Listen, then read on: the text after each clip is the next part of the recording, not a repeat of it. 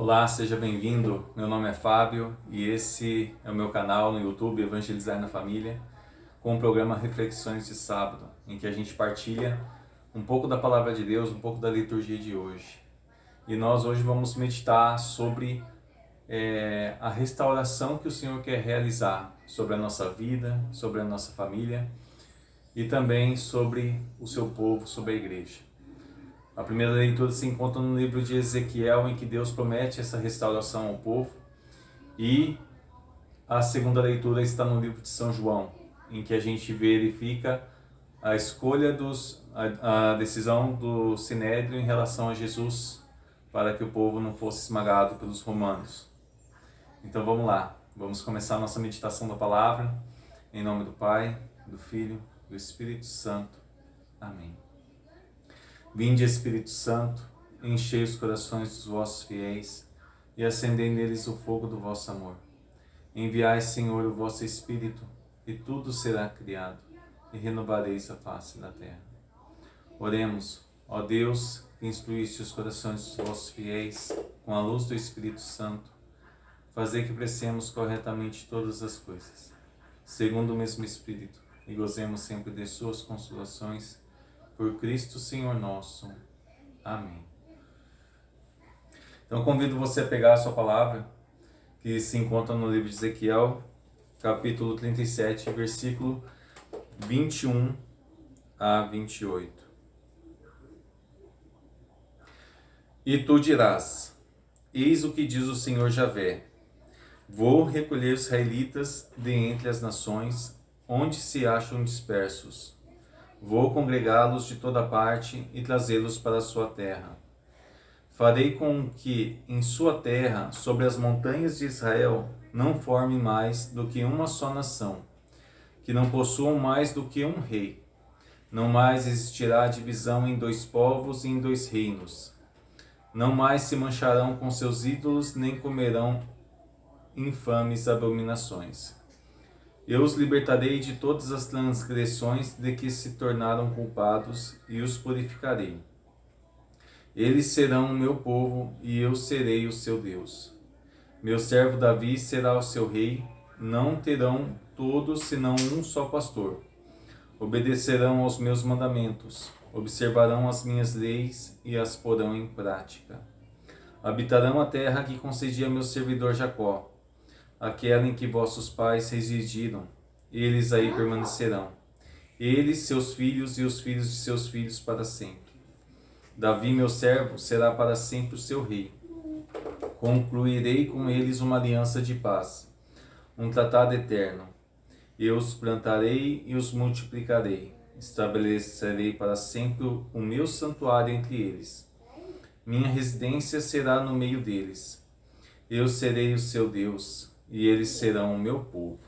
E as nações saberão que sou eu, o Senhor, quem santifica Israel, quando o meu santuário se achar constituído para sempre no meio do meu povo. Palavras do Senhor. Graças a Deus. Essa palavra Ezequiel pronuncia e o povo naquela época já estava exilado, já estava no exílio da Babilônia. O povo tinha sido retirado da sua terra e sido transportado para a Babilônia e tinha se espalhado por toda a região da Mesopotâmia, toda a região que pertencia à Babilônia, que estava sob o poder de Nabucodonosor. Então, Ezequiel, nesse momento, quando ele é levantado como profeta, o povo estava vivendo essa realidade e ele anuncia que Deus ia restaurar o seu povo, ia realizar essa restauração. Porque, na verdade, Deus utiliza desse castigo de forma pedagógica para que o povo perceba que quando eles cometem o pecado da idolatria, que quando eles cometem o pecado do adultério, e aqui Ezequiel compara o adultério com a infidelidade a Deus, e idolatria com prostituição. Quando o povo idolatra outros deuses, quando o povo se entrega à adoração de outros deuses, Ezequiel coloca como uma prostituição e a infidelidade como um adultério. Então, quando o povo comete esse adultério, quando o povo comete essa prostituição, Deus está mostrando para eles que esse é o caminho que vai levar eles ao exílio, que vai levá-los à escravidão, que vai levá-los ao cativeiro. Mas aqui, nesse momento em que eles estão vivendo em uma terra estrangeira, através do profeta Ezequiel, é anunciado que eles receberiam a restauração, iam voltar para suas terras, iam voltar a Jerusalém. E aqui Deus promete que não ia ser mais dois povos, mais dois reinos, mas um único povo e um único reino. E esse único povo, mas como que o Senhor ia fazer isso? Como seria restaurado em um único povo e um único reino? E a resposta a gente vê no Evangelho de hoje. No Evangelho de hoje, o povo estava alvoroçado, porque Jesus tinha ressuscitado Lázaro. Então aqueles que visitavam a casa de Maria, que era a irmã de Lázaro, acabavam ficando convencidos de que Jesus era um enviado de Deus, queriam proclamar que Jesus era o rei de Israel, e as autoridades, temendo a Cristo e temendo a atitude do povo romano, a repreensão do povo romano, que o povo romano poderia vir com violência contra eles, querendo destruir o templo, querendo conter todo tipo de manifestação de revolta que pudesse surgir no meio do povo. As autoridades judaicas se reúnem, fazem um sinédrio, fazem um conselho e decidem pela morte de Jesus. E até é engraçado que na hora do debate, na hora da reunião, questionam, mas ele está fazendo tanto milagre. E os milagres de Cristo é visto como um problema. É visto como algo que vai levar o povo à ruína. Então, eles se reúnem, e aí Caifás, que era o sumo sacerdote da época, que tinha autoridade, ele pronuncia uma palavra de profecia, que ao mesmo tempo que ele inconscientemente dá. Na verdade, quando ele pronuncia no sentido de não ter revolta do povo e não ter essa retaliação pelo povo, pelos romanos, quando ele fala que é necessário que somente um morra pelo povo, somente um morra pela nação. Mas, tirando do fato histórico, João dá a interpretação teológica. Uma interpretação baseada naquilo que ele já estava vivendo. E São João completa, dizendo que esse um que morre somente pela nação, o único que morre pela nação, é pela morte desse que vai não somente unir o povo, mas congregar os filhos de Deus que estavam dispersos. Então a morte de Cristo na cruz trouxe essa união do povo e esse povo que estava disperso em uma única nação. E aqui, quando São João pronuncia essas palavras, ele já está vivendo a realidade da igreja. Quando ele faz a leitura da história, daquilo que aconteceu, do fato histórico deles quererem matar Jesus para que não houvesse revolta dos romanos, para que não fosse proclamado rei, para que não fosse tido uma revolta naquilo que eles diziam que seria o bem comum para todos, São João lê que essa decisão, na verdade, estava levando à união dos filhos de Deus, à união dos filhos dispersos. E essa é a realidade que nós vemos na igreja. Nós, muitas vezes, não estamos conglomerados num único lugar, estamos em todos os lugares desse planeta. Como igreja, nós estamos em todos os lugares. Mas em todos os lugares é anunciado somente um Cristo, somente um Evangelho, uma única leitura. Então a morte de Cristo na cruz, a morte dele, faz essa união dos filhos de Deus, realiza essa união dos filhos de Deus, uma única fé, uma única esperança.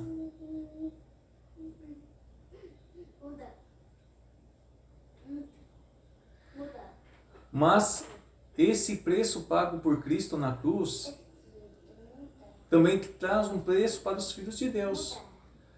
Porque se a palavra diz que vai unir os filhos de Deus que estão dispersos, se são os filhos de Deus, eles têm uma exigência por parte do seu pai. Se são filhos, tem pai. E o que o pai deseja? O pai deseja aquilo que está escrito no livro de Ezequiel que a gente leu hoje. Obedecerão aos meus mandamentos, versículo 24. Observarão as minhas leis e as porão em prática. Então, o que Deus quer que nós, unidos pelo nosso chefe, pelo nosso pastor que é Cristo, é que nós observemos os seus mandamentos, que nós ponhamos as suas palavras em prática. Então, nesse momento da morte de Cristo na cruz, quando São João relê o Evangelho, existem essas duas dimensões. A dimensão de reunir aqueles que estão dispersos para viver a vontade de Deus, para viver aquilo que é da vontade do Senhor. E a outra realidade que somos chamados de forma, em um segundo momento, é o chamado a dar a vida pelo povo. Porque Jesus já anunciava, se o grão de trigo cai na terra e não morre, não produz frutos. Então, na verdade, nós somos chamados a participarmos da redenção de Cristo. Sermos corredentores com Ele. Da mesma forma que Ele morreu para que aqueles que são os filhos de Deus que estavam dispersos se unam, nós, como membros do corpo de Cristo, temos a mesma missão de morrer para nós mesmos e fazer que o Evangelho chegue às pessoas que ainda não ouviram. Porque existe muita gente boa nesse mundo. Gente boa no sentido que busca viver uma vida correta, uma vida coerente, porque sem perceber já observa esses mandamentos. Deus diz que esses mandamentos foram escritos no coração do homem. E muitas vezes, o que acontece é que muitas vezes nós deixamos esse coração de carne ser petrificado. E muitas vezes não ouvimos a voz de Deus. Mas há muitas pessoas dispersas pelo mundo que ouvem essa voz de Deus interior, que vivem conforme os mandamentos do Senhor, as leis que Ele escreveu no coração do homem. E o Senhor quer que esses que estão dispersos, que estão espalhados, sejam unidos e congregados a Cristo, congregados à igreja, e através da igreja recebam a graça da redenção, da salvação, através do batismo, através do anúncio do Evangelho. Então é necessário essas duas dimensões. Essa dimensão, a primeira dimensão foi esse alcance que foi feito por Cristo a nós. De nos congregar, de nos reunir, de nos acolher, de sarar nossas feridas, de nos curar, de nos libertar de todo mal. E o segundo passo é morrer para nós mesmos, para que esse reino continue alcançando mais pessoas e aqueles que estão dispersos continuem a retornar para a casa paterna. E até mesmo na nossa vida é necessária essa renúncia. Até mesmo no nosso dia a dia é necessário esse morrer para nós mesmos, para que nós possamos criar união entre nós, para que nós possamos buscar essa reconciliação, essa vida na vontade de Deus, essa paz que nós desejamos muitas vezes vem através de vencermos os conflitos que enfrentamos. Por exemplo, até mesmo dentro da sua família, muitas vezes você acaba tendo uma discussão.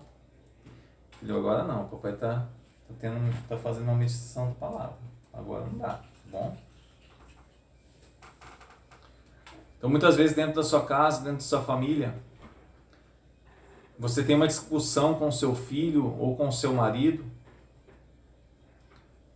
E é necessário esse morrer para o pecado do orgulho, para poder pedir perdão. Ou até mesmo quando você não está errado, mas é necessário matar esse orgulho, essa autossuficiência interior, para ir ao encontro do próximo e buscar essa reconciliação. Então é isso que a palavra de Deus nos ensina hoje. Nos ensina que para que haja união, para que haja a congregação dos filhos de Deus, na verdade, muitas vezes é necessário morrermos para nós mesmos, como membros do corpo de Cristo, para que o Evangelho seja proclamado, seja anunciado e a paz seja restabelecida.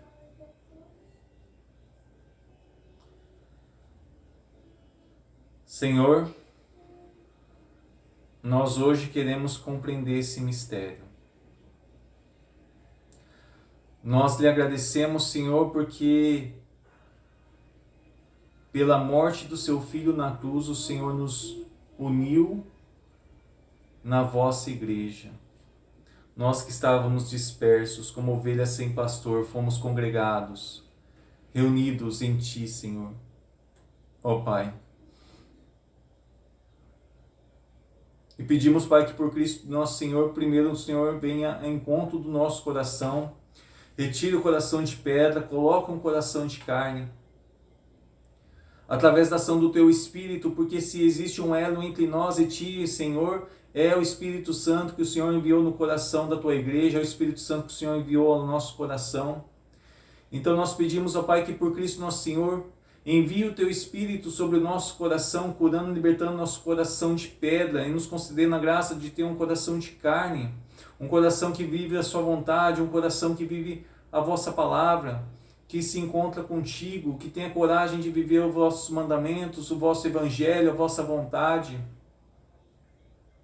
Venha nos curar e libertar o nosso coração de toda a covardia, de todo o medo, de tudo aquilo que nos leva a afastar de Ti. Cura e liberta o nosso coração do medo de interpretar os fatos históricos como aquele povo que tinha medo de interpretar os milagres de Jesus como sinais de Deus. Nos conceda sabedoria, nos conceda a graça de interpretarmos os sinais que o Senhor nos concede na nossa vida da Tua presença, do Teu amor, da Tua misericórdia sobre a nossa vida, sobre a nossa família. Nos concede esse coração de carne, esse coração que observa os Seus mandamentos, que morre para si mesmo quando é necessário para buscar a paz, para buscar a reconciliação, para proclamar o Evangelho, para viver a Vossa vontade, Senhor, porque a Sua vontade é aquilo que nos traz, na verdade, a verdadeira liberdade dos filhos de Deus. Então venha, Senhor, com o poder do Teu Espírito Santo que santifica, que nos une, que nos faz novos. Vem Espírito Santo de intrepidez, vem Espírito Santo com os Teus carismas, com os Teus dons de santificação, nos curando, nos libertando, nos levando a proclamar o Evangelho de Cristo com ousadia, com coragem, com audácia. Vinde Espírito Santo e nos conceda a graça dessa conversão verdadeira, de buscar viver a vontade de Deus e de anunciar a vontade de Deus, de anunciar o Evangelho. Vinde Espírito Santo e faça nova todas as coisas na nossa vida. Vem e restaura o nosso coração, a nossa mente, os nossos pensamentos. Eu te louvo e te bendigo, ó Pai. Eu te louvo e te bendigo, Senhor Jesus. Eu te louvo, Espírito Santo, pela Tua obra, pela Tua cura, pela libertação que realiza em nosso coração, por tudo aquilo que realiza em nosso favor. Muito obrigado, Senhor. Muito obrigado por essa ação poderosa em nossa vida, em nossa vida, em nossa caminhada, em nossa história. Muito obrigado, Senhor, pelo vosso amor, pela vossa misericórdia. Obrigado, Senhor. Louvado seja nosso Senhor Jesus Cristo, para sempre seja louvado. Eu espero que essa palavra traga vida para a sua casa, para a sua família. Ajude a compartilhar se esse vídeo, se esse momento de evangelização, de partilha, ajudou a você a crescer na fé. Eu convido você a compartilhar com seus amigos esse vídeo, se inscrever no canal e vamos continuar proclamando a palavra de Deus. Nesse momento amanhã vamos viver domingo de Ramos, que possamos proclamar realmente como o povo proclamou: Hosana, viva ao filho de Davi, viva ao nosso rei. Deus te abençoe, estivemos reunidos e vamos permanecer em nome do Pai, do Filho e do Espírito Santo. Obrigado pela presença e até a próxima.